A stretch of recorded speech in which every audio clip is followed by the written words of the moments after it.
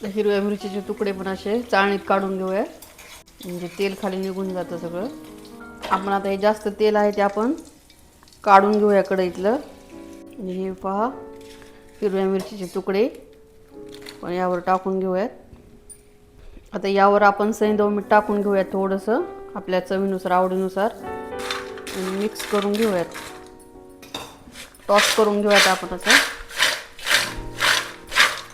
म्हणजे मीठ टाकलेलं आहे सैंधव मीठ ते सर्व ह्याला लागेल व्यवस्थित.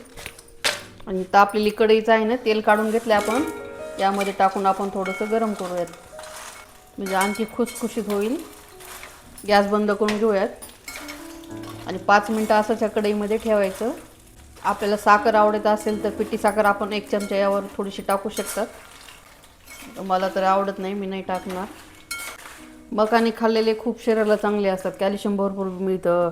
बटाट्यामधून पण पौष्टिकपणा आहे. शेंगदाण्यामध्ये, काजूमध्ये कॅल्शियमचं प्रमाण, प्रथिनं, मेद भरपूर असतं.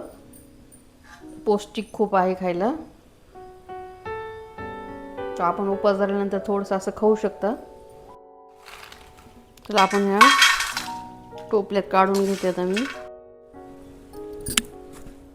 नमस्ते guys, Radhe Krishna. Devkanya's kitchen and ब्लॉगमध्ये आपल्या सर्वांचं स्वागत आहे. मी आज आपल्याला आषाढी स्पेशल एकादशीसाठी मखाने चिवडा करणार आहे. तर चला आपण सुरुवात करूयात. गॅस चालू करून घेतलेला आहे. गॅसवर कढई ठेवलेली आहे तापायला. येत्या शनिवारी 25 तारखेला देवशयनी आषाढी एकादशी आहे, तर त्यासाठी स्पेशल मी हा मखाने चिवडा करणार आहे. तर आपण पण असा करून खा. सबस्क्राईब केलं नसेल तर सबस्क्राईब करून घ्या चॅनलला.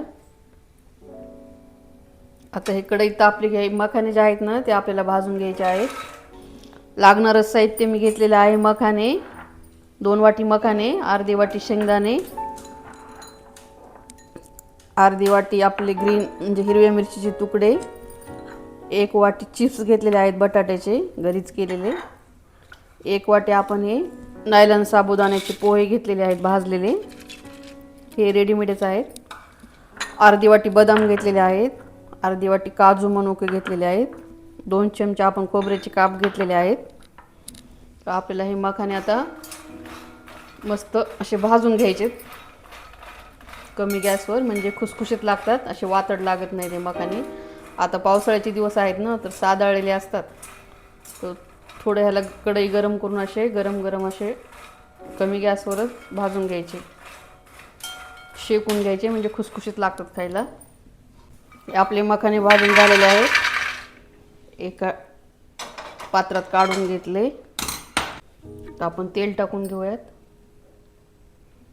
आपल्याला शेंगदाणे, बदाम, काजू हे तेलात तळून घ्यायचे, थोडे चिप्स, मिरचीचे तुकडे. तर एवढं तेल टाकायचं आपण. तेल किंवा तूप वापरायचं.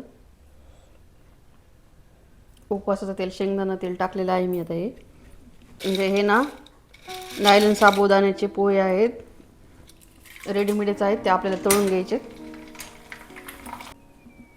चाळणीवर टाकून घेते. चाळणीवर टाकून घेतलं की काय होतं, एक्स्ट्रा तेल असलेलं निथळून जातं खाली,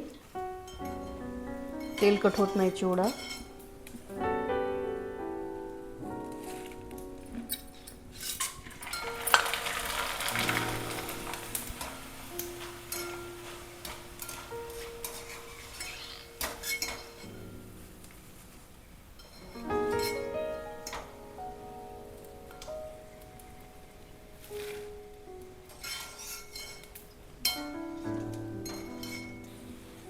काही नायलॉन साबुदाण्याचे पोहे तळून घेतलेले आहेत. तर हे आपले बटाट्याचे चिप्स केलेले आहेत घरीच, ते थोडेसे तळून घेतले टाकण्यासाठी मध्ये, छान लागतात खायला. असं मुलांना आवडतं वेगळं काहीतरी केलं तर.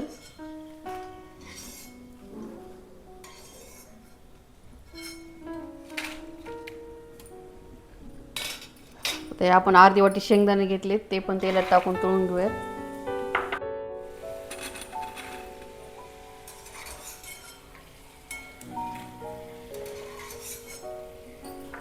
आपण आता एक खोबऱ्याचे काप टाकूयात तेलात.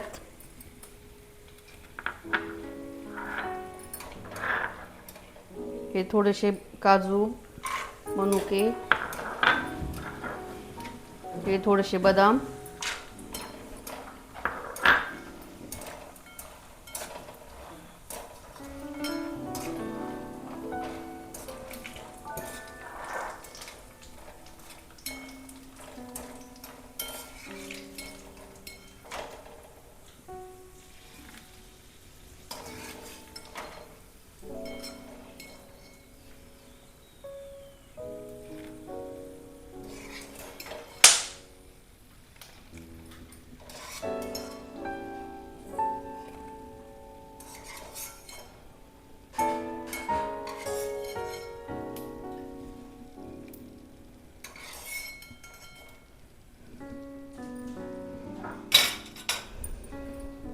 तर हे आपल्या आवडीनुसार आता हिरव्या मिरचीचे तुकडे तळून घ्यायचे.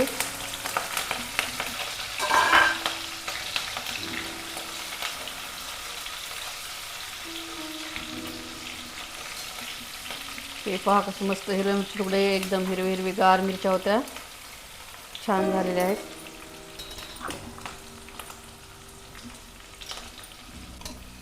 ते पहा मस्त काजू, बदाम, मनुके, शेंगदाणे असे तळून घेतलेले आहेत.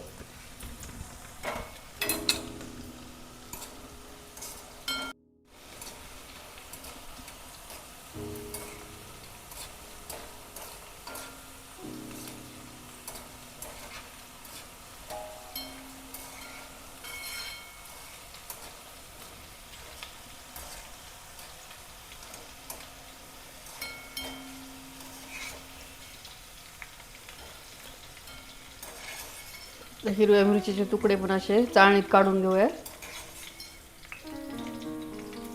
म्हणजे तेल खाली निघून जातं सगळं.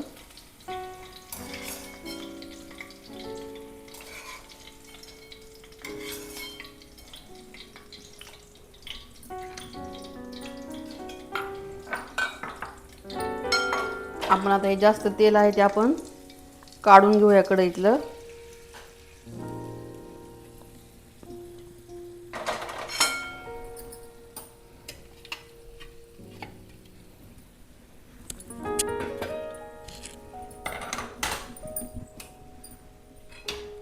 हे पहा हिरव्या मिरचीचे तुकडे पण यावर टाकून घेऊयात.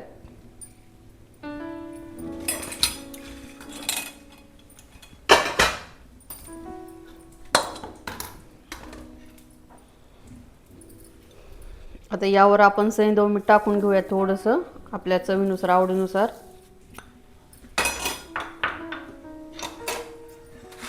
आणि मिक्स करून घेऊयात, टॉस करून घेऊयात आपण असं. म्हणजे मीठ टाकलेलं आहे सैंधव मीठ, ते सर्व ह्याला लागेल व्यवस्थित. आणि तापलेली कढईच आहे ना, तेल काढून घेतलं आपण, यामध्ये टाकून आपण थोडंसं गरम करूयात.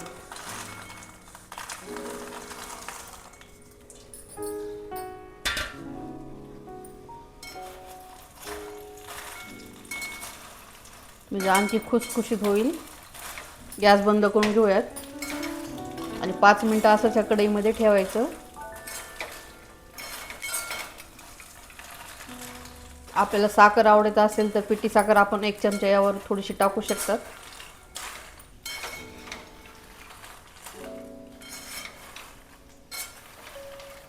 मला तर आवडत नाही, मी नाही टाकणार.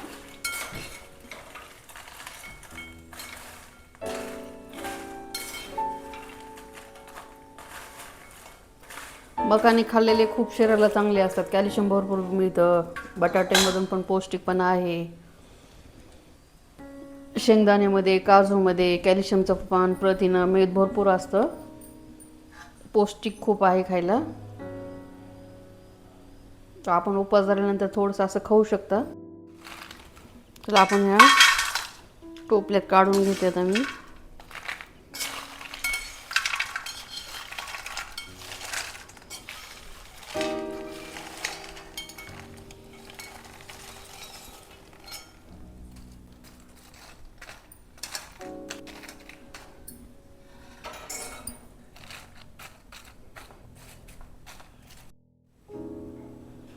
तर चला आपला हा मखाने चिवडा तयार झालेला आहे. देवाईशनी आषाढी स्पेशल एकादशीसाठी केलेला.